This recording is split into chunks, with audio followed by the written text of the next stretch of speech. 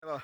नालो यासीना किथे जी वाह? बाबा हाजी अला तो कल्याण इहो कहिड़े इलाइक़े में इलाइको जेको आहे सो देह मिरकुणा आहे? ऐं यूसी यूसी हबेरिया तालको तालको तो काज़ीमंद आहे काज़ीमंद दौलतपुर में हो अॻु में दौलतपुर हो पहिरियां पर हाणे काज़ीमंद थी वियो आहे ज़िलो ज़िलो नवाबशाह आहे छा मसइलो थियो आहे? ॿुधो त माल बाबा में हिन बीमारियूं ॾंद जी बीमारी ऐं थोरो घणो हिन जी माना निड़ी झलिजे पई सुबुह ढोर वञे पियो हलियो मसाला अच्छा माना 24 कलाक में ढोर मरे थो? 24 कलाकनि में वेंदा 2 कलाक 2 ॾींहं 4 पर 8 पर हिते बसि ढोर हिते ई थो बीहे घणा माल मुआ आहिनि कंहिं कंहिं जा मुआ तव्हांखे बाबा ख़बर हिकिड़ी आहे? कदीर में मरी वई आहे कदीर जी में ओड़ो कल्याण जो पुटु आहे सही ऐं ॿियो जेको आहे सो 2 मेयूं अलादार कल्याण जूं हुयूं ॿ हिकिड़ो में पूरियूं पूरियूं हिकिड़ो अली बश्क जी माना 2 टियाणियूं मरियूं आहिनि मुंहिंजो न्याणो आहे अच्छा ॿुधी ॿियो ॿियो मनु आहे कल्याण उनजो बि पाॾो मरी वियो आहे मिस्री कल्याण आहे रोड ते बाबा उनजी बि सुल्तान कल्याण आहे उनजी बि में मरी वई आहे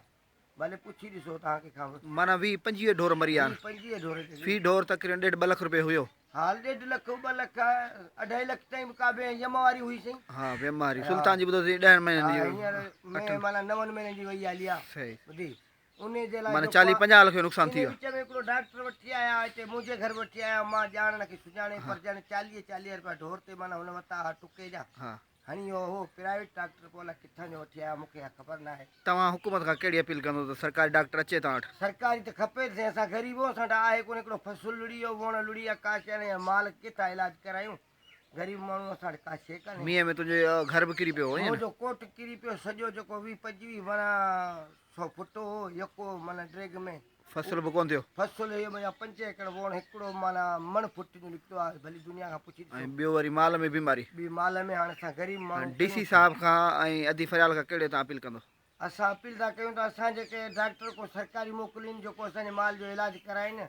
अञा माल बीमार आहे? अञा बि माल में असांखे ख़तरो आहे माल हिकु न ॿिए ॾींहुं को न को ढोर ॻोठ मां 30-35 घरनि मां वठिजो थो वञे को न को ढोर गॾियल बीमारी आहे इहो त उहो हाजी अलॻि थो कल्यारे में परियां वटू कल्यार आहे ॿिया इलाइक़ा आहिनि ओॾा राहू आहिनि साईं पाड़े में ॿिया के रोड ते हिनखे माइट असांजा पर ॼण सभु कोई क़ाबू लॻो पियो आहे विचो वारी ॿिनि अलाह खे पिया ॿाॾायूं राति अच्छा जेको माल मरे थो उनखे काॾे था कयो? उहो माल था कयूं त घर जे घर में पूरियो आहे असां ॿाहिरि कोन थी भले अची ॾिसी ॾिसनि अच्छा पूरियो था न? हा छो पूरियो जो माल खे पूरण सां ॿिए हंधि बीमारी पखिड़िजंदी कोन। हा उहो उते दफ़नायूं था बसि हिनखे इलाल था कयूं हिनखे चया बसि हाणे हू वियो अलाए हवाले वरी पूरे इहो भलो था कयो भलो था कयो तव्हांजी अपील असां मीडिया जे ज़रिए डीसी साहब खे ऐं जेको आहे माल जो जेको डॉक्टर आहे डिस्ट्रिक्ट ते उहे तालुके वारा उन्हनि सभिनी ते असां तव्हांजी अपील पहुचाईंदासीं ऐं मीडिया वारनि खे बि चवंदासीं त हिनखे वधि खां वधि खणनि ग़रीब माण्हू जो हिन वक़्तु फसल खां पोइ माल जो सहारो आहे जेको बि हींअर फी ढोर जेको आहे हर घर मां 2-2 ढोर 3-3 ढोर बि मुआ आहिनि ऐं कुझु बीमार आहिनि माना 5-5 6-6 लख रुपयो 2 ॾींहंनि में नुक़सानु थियो आहे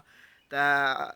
हुकूमत खे अपील आहे त महिरबानी करे हिन ग़रीब माण्हुनि जो को बिलो कयो वञे ऐं वैक्सीनेशन कई वञे त जीअं ॿिया माल जेके बीमार हुननि जी बि दवा कई वञे त हिननि जी हा महिरबानी।